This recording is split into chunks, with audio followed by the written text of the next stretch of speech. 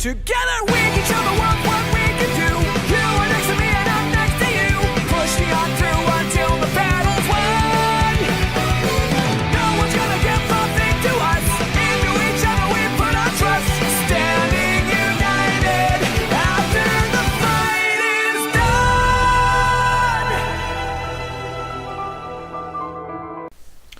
Yo, what's going on, guys? It's me, the Ninja Viewer here. Time for another exciting double review, like always. Well, at least for now, because next week, well, actually, yeah, next week too will be another final double review, but also a special live reaction, because we all know what's coming next week, at least for the English version. Now, the thing is, I already did a live reaction already to the finale, because here's the deal, okay?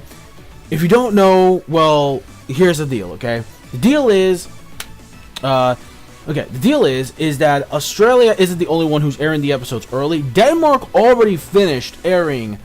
They're like super sonic speed fast. Like it's insane. I'm like, holy shit! Like, they are just beyond Super Saiyan at this point. They have gone beyond Ultra Instinct. It's just like, what the fuck? So they've already finished the finale already, but by the time I'm recording it though, it's gonna be saved for next week, because as we all know, certain people are waiting for the English version, because some people think that the translations could be a bit different from the English and the fan translations for someone who actually speaks Danish, which kind of makes sense. So we have that. So yeah, so there's that going on. So by the time you see that video, it's gonna be because I already reacted to the subtitle version.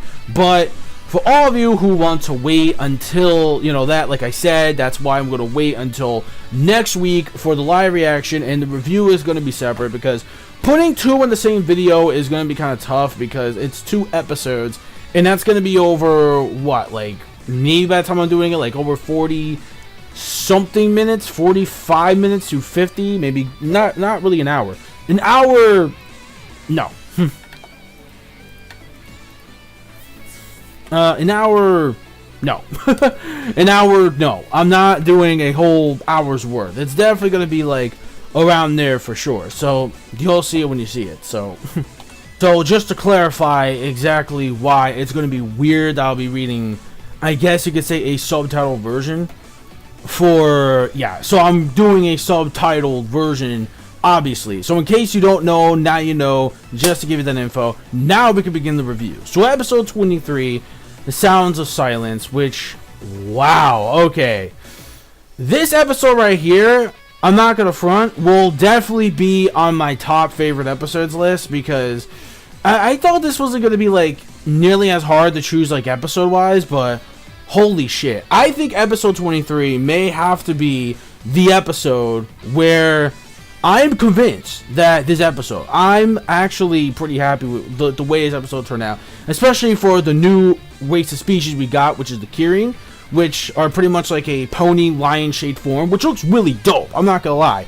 It looks cool as hell, and I like the way that they actually, you know, when they get angry, they transform into this like demonic fire like lion thing, and it's just like, alright, that looks pretty dope. It reminds me of stuff from like The Lion King, which is, you know what, it's kind of weird. Half of this episode sort of reminds me of it, except not the entire story, but you get what I mean. So basically, the episode is Fluttershy and Applejack. They get called for the map, and the map sends them to this actual location of the KIRIN, and there's a problem going on in the actual village itself, where nobody is talking or using their voices whatsoever. So nobody is using any voices, nobody's talking, or at least try to talk, but it just doesn't seem to go through. So what happens is that Fluttershy and Applejack have to solve the actual problem, and what happens is that the actual squirrels, or were they squirrels or chipmunks, I forget, that Fluttershy actually knows of, she actually can communicate with the animals, obviously. Again, kind of reminds me of Tony Chopper from One Piece, how he's able to communicate with the animals and understand them thanks to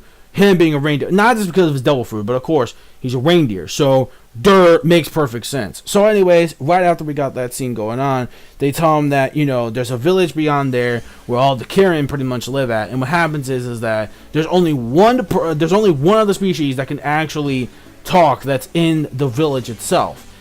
And oh, Autumn Blaze. Autumn Blaze is a treat. I love this character. This character has to be another top favorite character of mine of the series.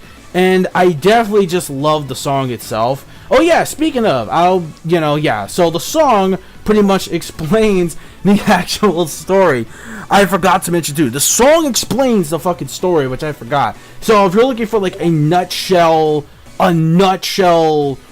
version of that, if you're looking for a nutshell version of that, there you go. The song is what it is. So right there, we have the song going on, and it explains that one day they had a really big argument that caused the entire village to go into who the fuck is texting me? So pretty much what happened is it caused the entire village to go into the River of Silence and was basically able to take their ability to speak. Now I'm like, whoa, okay, that's wow, that's an actual pretty harsh punishment. I'm not gonna lie. That was harsh, like literally. So no one's able to speak at all because once everybody started to fight, apparently the entire village broke into chaos and they went inside that actual river, and now they can't even talk to take the oath of silence. That's crazy. And because of that, there is an actual flower cure that they were trying to find. Well, she knows what it is because there was she is pretty much the one that she has to try to discover it. And it's that same blue flower that they kind of saw at the very beginning of the episode, which I'm like, yeah, it makes a lot of sense. I should have figured it had to be that particular flower because Autumn says that she looked all around the facility of the village. And because of that, she didn't really find it until whatever time she kind of forgot to look. And I love her personality, and I like the fact that she also kind of reminds me of Pink Amina, but not in a creepy way. How she has like her own little set of friends, like a rock, a bucket, or some shit. And I'm just like, what the fuck, bro? Like, that's fucking weird. That's weird as hell. So yeah, so it's insane. So it's crazy. So we have all these weird shit going on where we have these like little imaginary friends and they're like, take it away, boys, and then they're not even saying shit. Now that was actually pretty funny. And the song, let's talk about the song. While the song did explain the plot, I really did love the song a lot. Like she has an incredible voice. I love it. And I love the references they made to other stuff too, like Broadway musical. I love how they did like in Phantom of the Opera reference. That actually was pretty cool. That was funny as hell. And I was actually dying of that. And I like the way how she just like break the fourth wall in the actual the actual song itself. So yeah, so the moral of the lesson pretty much is while that happening, it's like, even though Applejack and Fluttershy are the ones that are basically argue, because again, it was really nice that Fluttershy was the one that went along with Applejack. If they were to go their own separate ways, they wouldn't be able to solve the problem, obviously. So they went together pretty much, and what happens is that even though they have their differences, they're always going to remain friends. Yeah, sure, they'll have their own differences when they argue with each other, and they're always not going to agree on the same thing. But at the end of the day, it's like, you know what?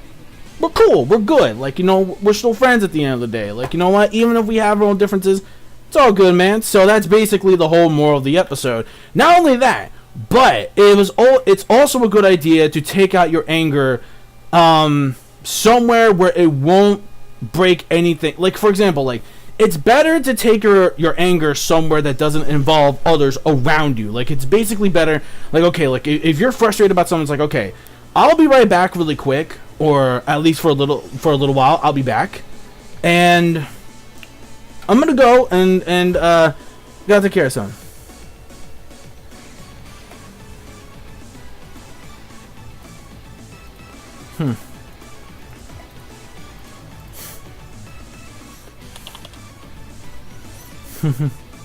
Sorry, I was typing something. But anyways, yeah, so, oh man, so, whew. So, yeah, so, sorry, I was typing. I should have edited this, by the way. Why didn't I edit this? Whatever. Continuing on, though. So, basically, yeah, so it's like, you know what, I gotta bounce. I gotta go take my anger out on something, so, y'all excuse me. I gotta bounce for a little while, and then you'll be back. Like, okay, I'm back. I'm all good. I'm all refreshed. It's better to not take your anger out around you. There are better ways to let out all that anger, and that doesn't have to be evolving around others. So yeah, so there's that. So that's basically what it is at the end of the day, and that lesson to me is very strong at heart, because either when it comes to a video game, when it comes to conversation, when it comes to losing your temper and your anger against someone, that basically it really shouldn't have to be that issue of a problem, can lead to pretty much serious friendships being destroyed, lovers with the relationships broken up, etc., etc., etc. So yeah, so you pretty much you pretty much get the gist of it. So you pretty much get the actual moral of the lesson. So that was a very deep moral for the episode over. Yeah, like it really is. It's really true to this day. So overall, I give the episode a 5 out of 5. This is definitely easy. I have no complaints. Animation was fine. The comedy was on point for this episode. Everything about this episode was smooth as hell. Like, even though the ending was a bit weird, how it just did like a reprise of the song and then just the bro hoof. It's like, okay, that's how we end it. Like dead ass on that. I mean, I know it's supposed to be credits, but still. Anyways, now we go to episode 24. Oh man, this episode right here. Sludge. This dude is an asshole. Like, wow, this dude.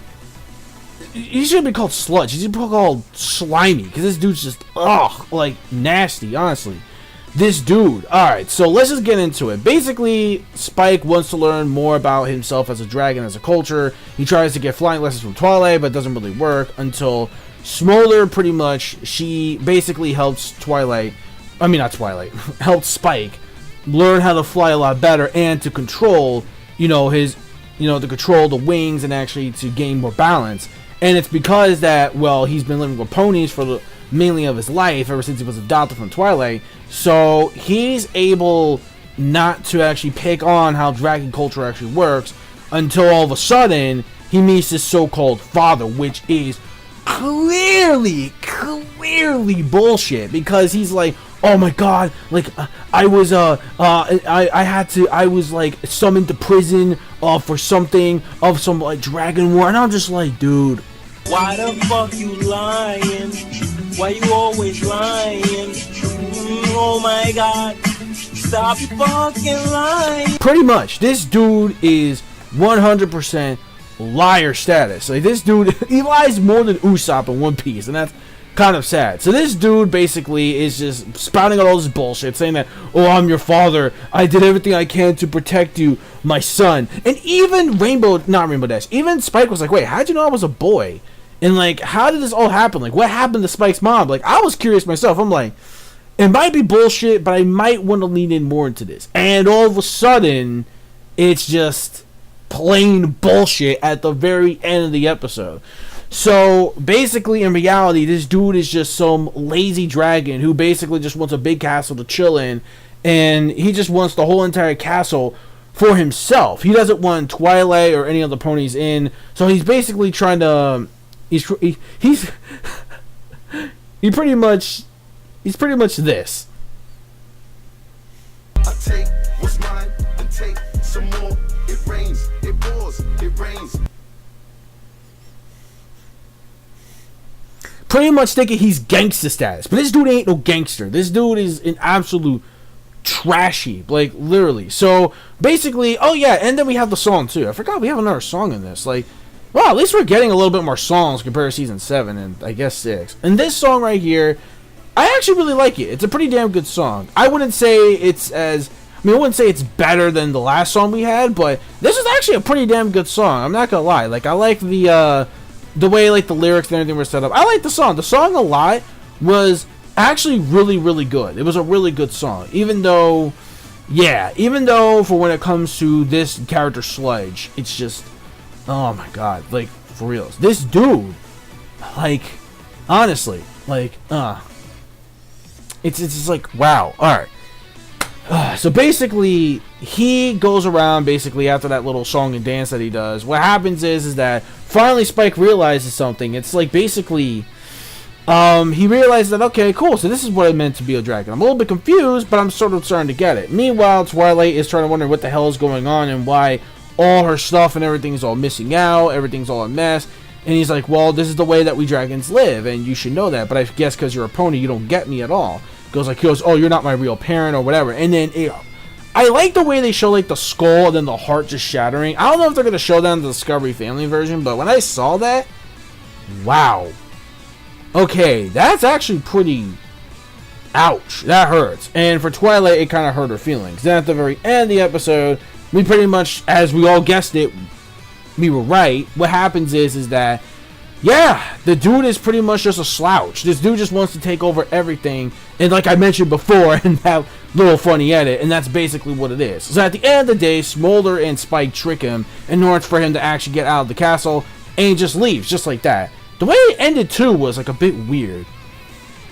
I don't know why, but it was a bit weird. Understand when it comes to this episode. It kind of reminds you of like, well, even though, you know, at the end of the day, family is who you grew up with. It doesn't matter if you're blood related or not. It's whoever you pretty much grew up with, family, is all that counts. And that's pretty deep, because even though Spike is a dragon and clearly he never had dragon parents, it proves that Spike really does have a true family here, which is pretty obvious because deep down inside, the ponies are the actual real family. I'm just saying as all, which he clearly should have figured that one out, Spike, at that point. But until then,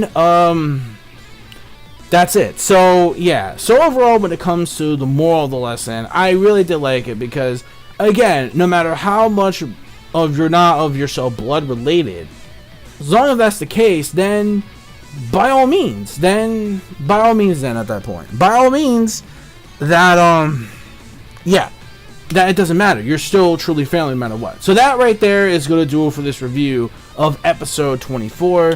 I also feel like we kind of got this lesson already beforehand in Dragon's Quest. Yeah, in Dragon's Quest we got this same similar lesson. So while the lesson itself would be pretty similar, yeah, considering exactly what it is, I mean, it's not a bad episode by all means necessary. Like, it's really not. It's really not a bad episode. It's still good, but not compared to the last episode that we got. So I want to give this one an actual 4 out of 5. It's still a really good episode. And now, without further ado, go get, you know what time it is. You know what time it is. You know what time it is. You know what time it is, boys. Next week. By the time it will be uploaded, obviously it's going to be old, but still. Oh my god, bro. Yeah.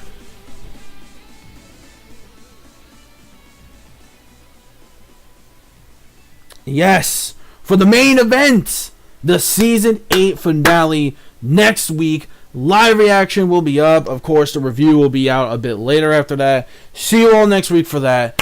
Get ready, oh boy, because it is gonna be, it's gonna be something. I will say that right here, right now. Oh my god! All right, so see you guys next week for that. Don't forget, let me know your thoughts about the episode down in the comments below.